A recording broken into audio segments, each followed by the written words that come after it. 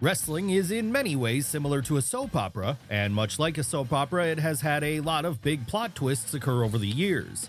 Sometimes these moments have been successful in increasing interest in the angle, and sometimes they haven't. That said, at the very least, they made us all sit up and take notice. But what are the biggest plot twists in wrestling history? Well, that's exactly what we are going to be looking at right now, starting with the most ludicrous reveal of them all, the reveal of Vince McMahon as the higher power. Yes, this all started back in early 1999, that after taking on a more satanic Lord of Darkness tone to his character, The Undertaker began enacting a hostile takeover of WWF. And the way he did this was by forming a Ministry of Darkness around himself and setting his sights directly on the boss. Of course, as time went on though, it became apparent that the dead man wasn't the real leader of the ministry. No, there was a mysterious higher power hidden behind the curtain that he was answering to. Who was this higher power? Well, the promise of getting an answer to this question was one of the main reasons to tune into Raw at the time, as we watched the Phenom terrorize the McMahon family all throughout the spring. So much so that at one point even Steve Austin felt bad enough that he had to jump to Vince's defense. And this all led us to the May 31st, 1999 episode of Raw where, following months of speculation, the big reveal was going to happen. Would it be Ted DiBiase or Jake Roberts as some had speculated, or would it be Christopher Daniels as was an early pitch behind the scenes? The answer to that question was none of them, because in the end, the higher power was revealed to be Vince McMahon himself. Needless to say then, this made little sense. Hell, even when Vince tried to explain it as him trying to screw with Austin, it somehow made even less sense. That said, this is somehow only added to the legacy of it being a true WTF plot twist, as it was a moment no one saw coming. After all, who could have guessed that Vince was terrorizing his own family in order to mess with his on-screen rival in the pettiest of ways? And the legacy of this moment was also added to by that unintentionally hilarious call from Jim Ross of "Aw, son of a bitch" when it happened. But this wouldn't be the only time Vince McMahon would be involved in a big plot twist during the Attitude Era.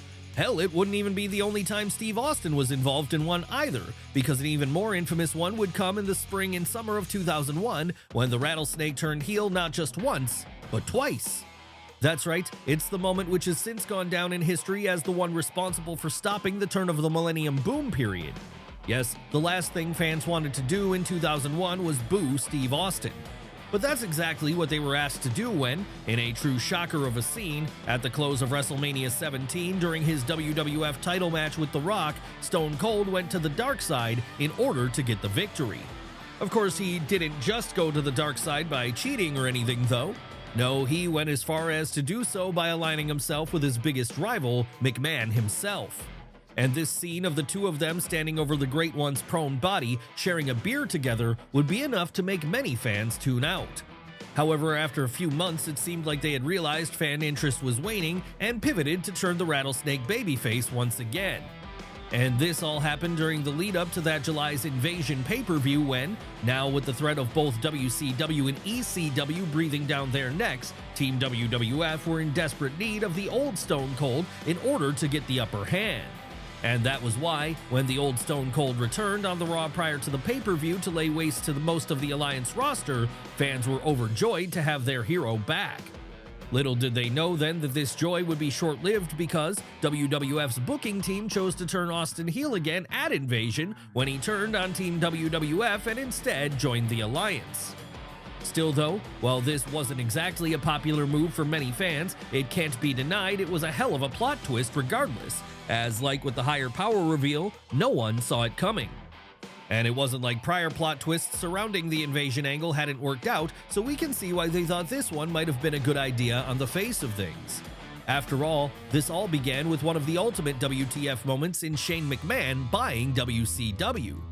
That's right, let's travel back in time to 2001, a time where after years of doing battle with one another, the two biggest wrestling companies in North America had finally ended their war. And the way it had ended was with WCW going out of business and WWF standing tall. Of course, that wasn't the end of the intrigue back at the turn of the millennium, however. No, things got even more interesting once it was revealed that the man who had purchased WCW was Vince McMahon himself, meaning he now owned his competition. And that led to a special episode of Raw on March 26th of that year where, in a special simulcast, he was set to address both the WWF and WCW audiences to announce where the future of the latter promotion lay. Little did we all know, however, that there was a secret guest on hand at Nitro on this evening, and it was one who would shock the world. Yes, none other than Shane McMahon was there at Panama City Beach on that fateful night, and the reason he was there was because, in kayfabe at least, he was the actual owner of World Championship Wrestling.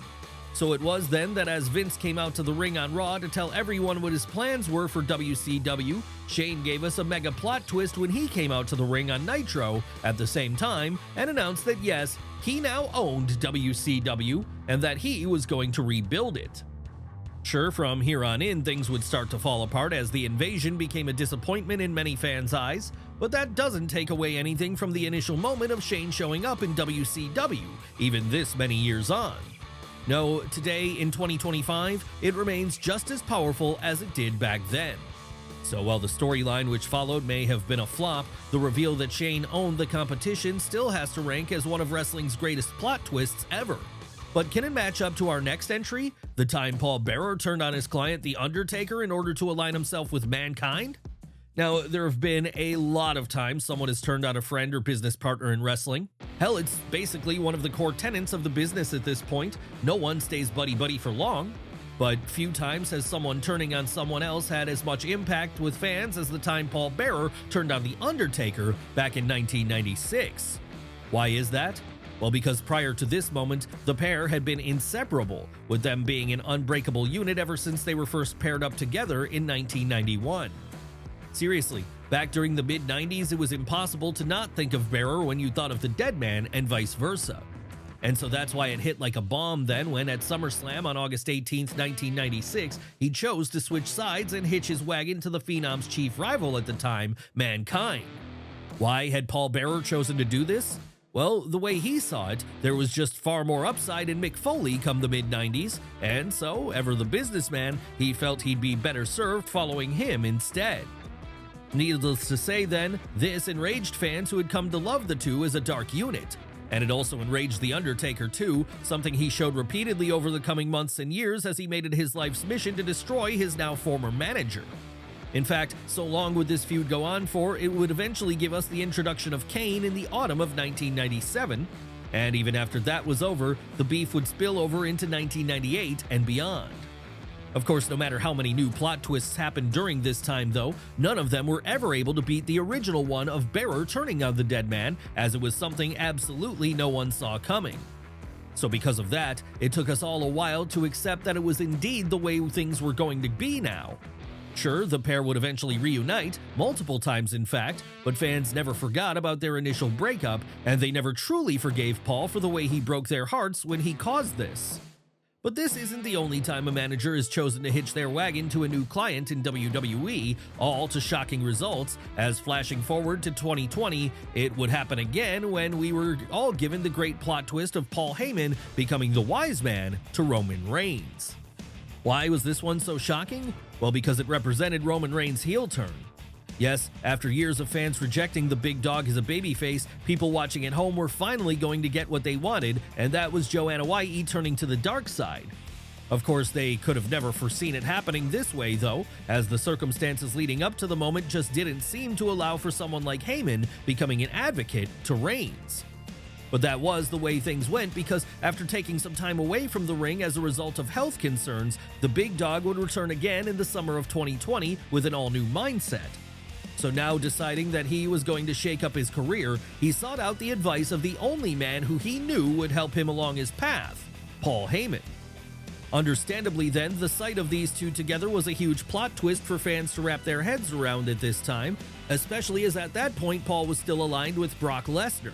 And it caused a lot of people to tune into wrestling for the first time in a long time.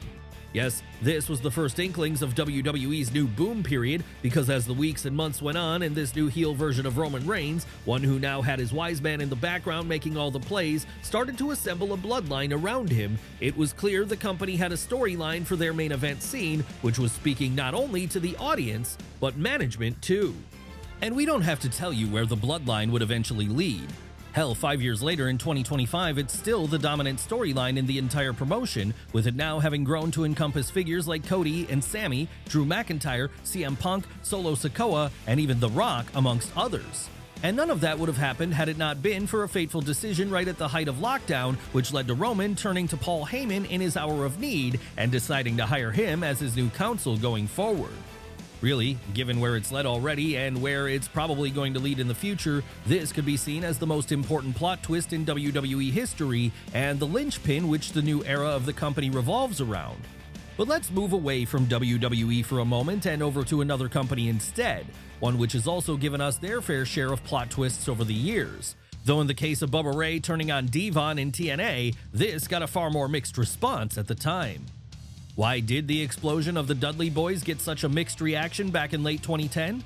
Well, for one, it was because by that point, a brief solo stint the two engaged upon during the early days of the Ruthless Aggression era WWE aside, they'd been partners for pretty much the entirety of their careers.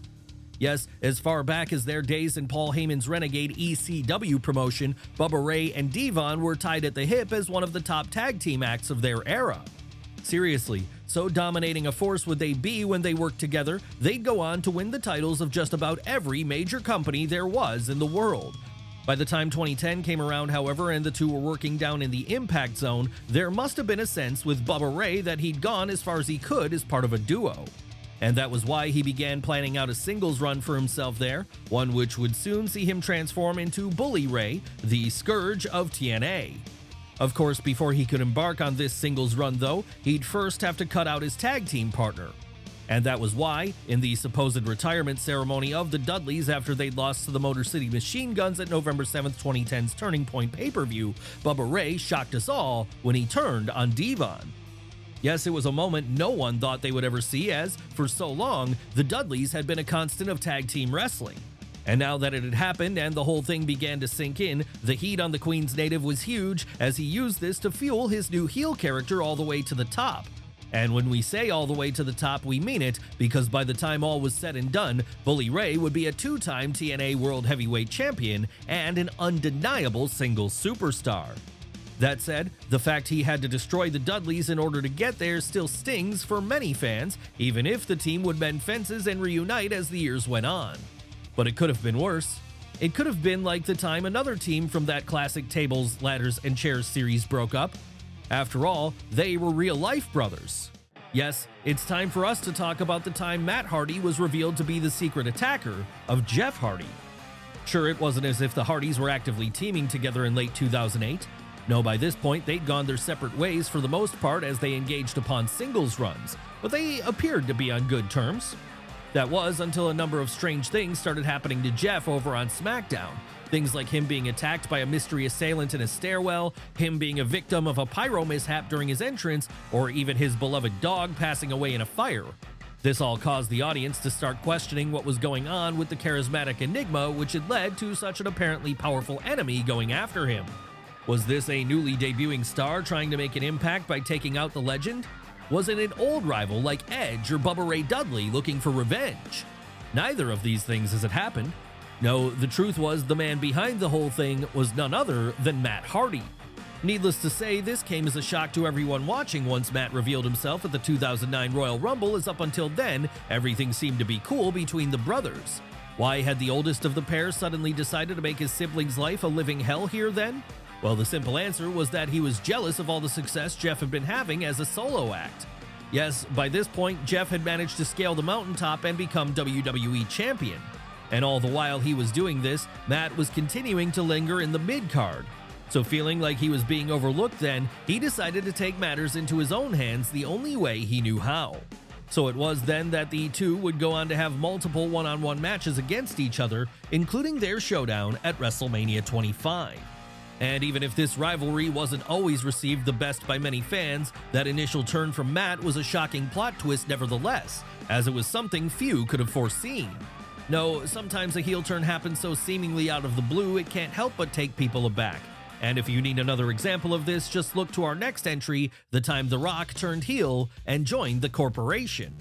Now, for some context here, While he had turned heel after joining the Nation of Domination in late 1997, by the time the summer of 1998 came around, Dwayne Johnson was getting so over with fans on account of his supernatural levels of charisma that WWF was forced to change courses with him and make him a babyface again. And as the autumn came around, this seemed to be setting him up for true superstardom as his levels of popularity began to approach that of Steve Austin. But little did we know that there was a huge plot twist awaiting us all, and that it was going to drop at that year's Survivor Series. What happened at Survivor Series that year? Well, after running the gauntlet in the Deadly Games tournament, a one-night tournament to determine the new holder of the vacant WWF title, The Rock and Mankind would find themselves on the opposite side of the ring during the finals. And with The Rock being the babyface here, the expectation was that he was going to walk out of the evening with the gold around his waist. But while this would happen, it would happen in a way that no one saw coming, as it involved the Great One turning his back on the fans and revealing that he'd actually been in cahoots with the villainous corporation the whole time. Yes, it was the betrayal of the decade, and one the live crowd were not too happy with, as here was their guy turning his back on them all. Really, this was a risky move in hindsight, as it could have ended all of Rocky's goodwill with fans forever had it gone a different way. But in the end, it worked out because with this now setting up a big-time WrestleMania 15 main event between the People's Champion and Steve Austin, we got a great feud out of it. And once that feud was over, The Rock was able to switch right back to being a babyface, as fans had by that point forgiven him and were ready to cheer him once more. Yes, if we were to talk about great plot twists of the Attitude Era, this would be high up on the list, as it was hugely effective in just about every conceivable way.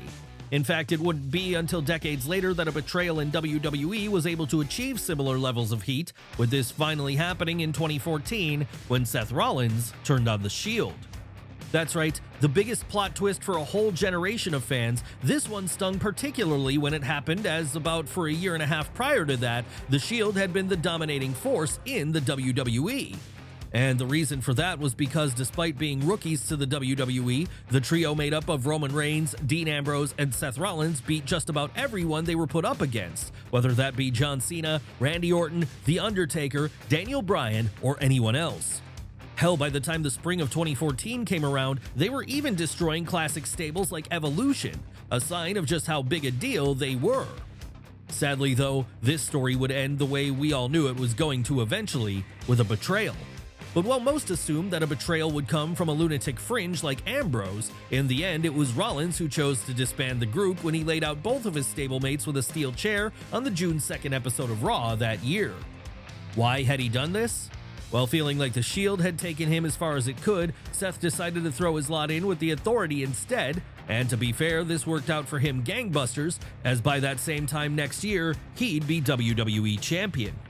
Still though, even if this betrayal did lead to the Architect winning the big one, it didn't make it hurt any less for fans, as they had all come to love the Hounds of Justice by then. So that's why there's some solace to be taken in the fact that, as the years went on, the three would mend fences and reform a couple of times. And while it's unlikely we'll ever get another reunion today, what with Dean Ambrose having since left the WWE and headed over to AEW, there was some sense of forgiveness between the trio before they all parted ways. But while the Shield may have forgiven one another now, partially due to the fact that they're each the kings of their own castle today, that doesn't mean all the wounds have healed from what took place on that fateful night back in 2014. No, some fans will never be able to forget how it felt to watch such a beloved group fall apart in an instant like that. And this is why, even as recently as WrestleMania 40, it was still being referenced and called back to in the main event between Roman Reigns and Cody Rhodes. But let's move away from the Shield for now and on to our next subject instead, as it's with him we find one of the greatest plot twists in all of wrestling history. Who are we talking about here? Why, Mark Henry, and that time he fooled us all with that iconic salmon jacket. Yes, you all remember this one, we're sure. How could you not? After all, back in 2013, this was a moment of true brilliance. And it all came about when, following a lengthy career which had seen him finally get over as a top guy with his Hall of Pain gimmick in 2011, Mark Henry decided it was time to hang up his boots once and for all. Or at least that's what we all thought was going to happen, because when the World's Strongest Man came out to the ring on the June 17th, 2013 episode of Raw decked out in a garish salmon-colored jacket, it really felt like the end of the road for him, as both he and the company sold it so well. Seriously, the fact he left his boots at the entranceway then came down to the ring to give a very heartfelt and sincere-sounding speech about his career fooled us all. And it also fooled John Cena, someone who was at ringside while this all was taking place. So that's what made it all the better then when, following what really felt like a final address to the fans, Mark pulled a swerve Vince Russo would have been jealous of when he laid out John Cena and revealed that the whole thing had been a ploy to attack him and get him to give him a shot at the WWE title. Would this lead to him winning the title from Big Match John at Money in the Bank a month later? No, sadly, it would not. That was one belt which would remain out of reach for Henry for the remainder of his career. But if this was the closest he ever got to winning that particular piece of gold, then he certainly made it count, because even to this day, people talk about this as being one of the most memorable plot twists in history. So memorable was it, in fact, when Mark finally did retire for real and get his WWE Hall of Fame induction in 2018, he'd make sure to bring that old salmon jacket with him and put it on while he delivered part of his speech.